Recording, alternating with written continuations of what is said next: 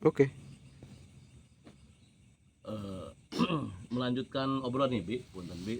Artinya alhamdulillah kita bisa ngobrol tempat Abi yang sejuk ini malam-malam. Kira-kira jam berapa sekarang? Udah jam berapa? Mudah-mudahan Abinya nggak bosan-bosan nih, Bi. Woi, untuk urusan agama jangan pernah bosan. Jadi gini, Bi, obrolan ini supaya mengena karena ini udah masuk tahun politik, Bi ya. Betul. Tahun politik, karena mudah-mudahan Abi tidak alergi dengan politik, Bi. Enggak harus Karena- wajib ikut. Jadi itu politik. Jadi mudah-mudahan ini khususnya umat Islam di Banten ini, Bi, jangan sampai salah memilih pemimpin, Bi. Baik itu di daerah, ya, Ya. walaupun memimpin presiden, siapa presidennya, gitu tuh. Karena saya pernah mendengar ya, mungkin lewat YouTube, lewat TikTok, apakah benar gitu salah memilih pemimpin itu dosa besar, Bi? Menurut Abi seperti apa, Bi? Tripod. Gitu. Tripod bener ya. Subhanallah wa bihamdihi. Benar apa yang dikatakan Kang Tony, karena memang ada nasnya ya. Dari Al-Quran sendiri juga ada, dari hadisnya juga ada. Jadi rumus untuk memilih pemimpin yang agar kita ini bebas hisab, bebas kisos nanti. Karena apa yang kita pilih itu urusannya kan mengefek kepada umat manusia, kepada bangsa. Ya jangan menganggap remeh satu coblosan itu. Karena satu coblosan itu berakibat fatal, ya. Dan itu efeknya sangat kalau sampai pemimpinnya itu batil, efeknya sangat negatif terhadap keimanan, terhadap keberadaan bangsa itu sendiri, bahkan terhadap dunia dan akhiratnya orang yang memilih itu sendiri. Subhanallah wa bihamdi.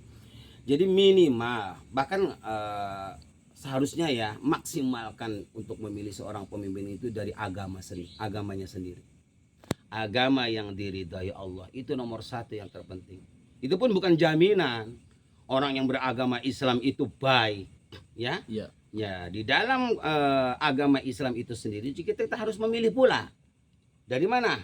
Dari kejujurannya. Ya, dari kejujurannya pertama. Yang kedua dari amanahnya. Yang ketiga dari penyampaiannya. Dan yang terutama adalah dari kecerdasannya. Termasuk perilaku, Bi ya. Itu rukun itu.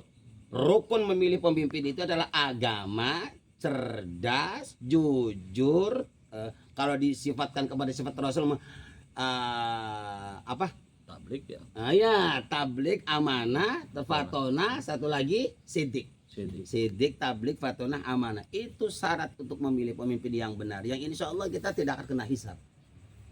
Makanya sudah jelas dinas oleh hadis, barang siapa yang memilih satu pemimpin karena sogokan, ya, dibayar sekian urang kerah heula bisa urang poleu, ya kan ya.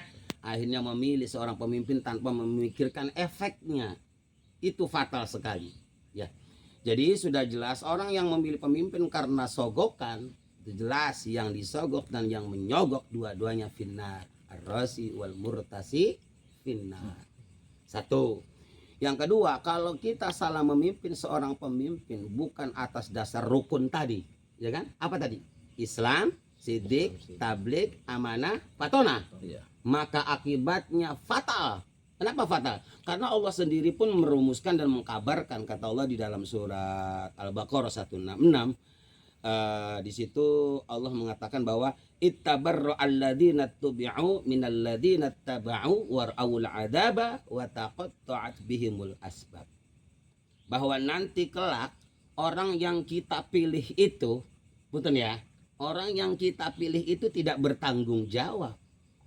Kata orang yang dipilih itu, jangan salahkan saya, wahai orang-orang yang mengikutiku. Kamu masuk neraka, salahkan dirimu sendiri. Kenapa kamu milih saya? Jadi pemimpinnya masuk neraka, yang milih juga, yang milih pemimpin masuk neraka. Kalau pemimpinnya itu melanggar, tidak fatona, tidak amanah, tidak tablik, tidak sidik. Nah, di situ bahkan Allah katakan wa mahum bi kharijin. Dosa yang paling terberat dan terbesar, siksaannya yang amat berat dan lama adalah orang-orang yang salah memilih pemimpin. Jadi dosanya tidak bisa diampuni, Bi. Bukan tidak bisa diampuni, gatir keroke. Kan umat Rasul, bukan umat Rasulullah, umat Islam yang masuk neraka sebelum masuk surga dalam proses tazkiyatun nafsi, yaitu pembersihan jiwa, yaitu orang-orang yang Islam tapi Islam KTP, Islam tapi tidak sholat, Islam mabok-mabokan, Islam judi, Islam zina, Islam benci, Islam fitnah, Islam menggibah. Nah, itu disebut Islam fasik. Masuk surga, masuk surga. Kata Rasulullah, "Man kana akhiru kalamihi la ilaha illallah dakhalal jannah." Orang Islam itu walaupun pemabuk, penjudi, penjina, nggak pernah sholat, selagi dia matinya membawa Islam, masuk surga. Walau kana ba'da adabin, hanya masuk surganya yaitu mampir dulu ke neraka. Paling sebentar 1000 tahun. Dan itu jangan dikatakan penyiksaan kan ya, karena nggak ada ceritanya dalam kitab apapun orang Islam disiksa tuh nggak ada. Kalau ada orang Islam sebelum masuk surga dia itu masuk neraka, itu bukan penyiksaan, Mampir. tapi mampir. Ya mampir lah. Tapi bahasa tasawufnya itu tazkiyatun nafsi, pembersihan jiwa. Kenapa? Karena yang nama la yadkhulul jannata illa nadifun, ya. Tidak akan masuk surga kecuali orang yang bersih-bersih. Sementara Islam yang memaksiati Allah itu ibaratnya adalah barang kotor. Jadi sebelum dimasukkan kepada di surga, karena surga itu tempat yang bersih dan orang itu kotor, maka disucikan dulu di neraka. Paling sebentar 1000 tahun. Subhanallah wa bihamdihi ni'mal maula wa ni'man nasir. Jadi kembali lagi pertanyaan tadi, Abi ya. Pernah sekelumit saya mendengar itu artinya dosa musyrik ya, salah satunya dosa utama yang paling besar dosa musyrik kepada Allah. Terus kedua itu dosa terhadap kedua orang tua, ibu dan bapak. Nah, yang ketiga ini dosa salah milih pemimpin. Betul, dan Jadi, ayatnya sudah jelas. Jadi di urutan ketiga dosanya, Bi. Urutan ketiga. Subhanallah. Jadi kalau bahas awamahum bi khorijina itu ya banyak yang menafsirkan bahwa orang itu sampai menjadi musyrik, sehingga dosa salah memilih pemimpin itu tidak bisa keluar dari neraka. Ada tafsir yang lain juga, bisa keluar dari neraka namun harus melewati sekian ribu tahun. Subhanallah wa bihamdihi ni'mal maula wa ni'man nasir. Karena ya efeknya tadi tuh. Nah, efek negatifnya itu bukan pada dirinya tetapi pada umat manusia. Coba bayangkan kalau salah memimpin yang batil ya kan, yang suka punten ya. Subhanallah wa bihamdi, suka membodohi rakyat, apalagi suka melanggar syariat Islam ya, apalagi sampai korupsi, membodohi rakyat. Itu semua kan efeknya kepada bangsa. Sebabnya siapa? Ya kita yang milih. Bilang kalau kita salah milih. Karena tergoda dengan iming-iming rupiah yang kecil ya, Bu ya. Subhanallah wa bihamdihi ni'mal maula wa ni'man nasir. Makanya sebenarnya nerakanya sudah dirasakan lebih dulu di dunia sebelum di akhirat. Iyalah, Seperti apa tuh, Bi? ya seperti bangsanya beradul, ya kan, itu udah neraka itu. Ya kan, kurangnya keberkahan dalam satu bangsa, umpama kalau kita Terus salah di rumah tangga memilih. terus artinya di rumah galau terus, Bi ya, mungkin.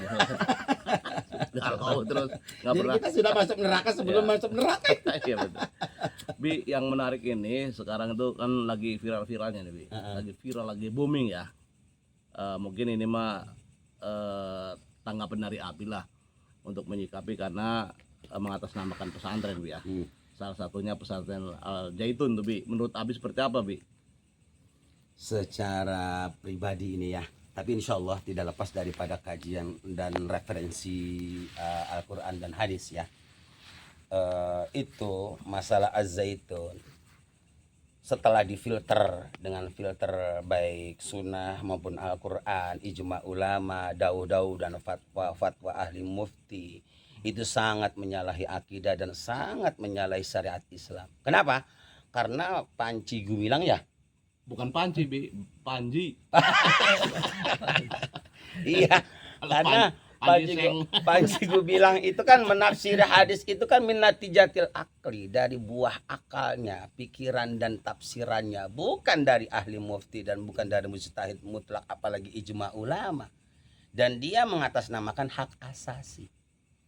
Jangan berbicara hak asasi untuk urusan agama, karena segala sesuatunya itu sudah dirumuskan oleh Allah dalam Al-Quran dan hadis yang sudah diijtihadi oleh para mujtahid mutlak dan madzhabul arba'ah. Jadi tidak ada ahli fatwa lagi setelah itu. Tidak boleh mengartikan Al-Quran dan hadis dari natijah akal, buah pikiran dan tafsiran sendiri. Seperti Saya mau sholatnya begini, perempuan dengan laki-laki bareng, saya maunya begini, itu kan hak saya. Nggak bisa ngatur dewek itu mah. Jadi mengikuti Al-Quran dan hadis, mengikuti peraturannya, bukan kita yang mengikuti peraturan hadis dan Al-Quran. Di situ salahnya. Jadi jelas-jelas itu menyalahi aturan agama. Makanya kita bagi umat Islam ya wajib nahi mungkar amar ma'ruf. Ya, untuk menyelesaikan masalah itu adalah agar clear ya, bahwa Islam yang seutuhnya tuh seperti ini, bukan seperti itu. Ya mungkin obrolan ini, Bi, Siap. mudah-mudahan ini banyak manfaatnya untuk para pendengar di Kompas Kota News, juga untuk saya pribadi. Terima kasih Abi. Mungkin saya akhiri. Wassalamualaikum warahmatullahi wabarakatuh. Waalaikumsalam warahmatullahi wabarakatuh. Jadi pada intinya ke depan jangan salah memilih pemimpin. Rukunnya adalah pilih pemimpin yang beragama Islam, yang jujur, yang cerdas, yang amanah, yang tabligh bisa sampai kebaikannya kepada seluruh rakyat. Amin. Sallu ala Nabi Muhammad. Salam.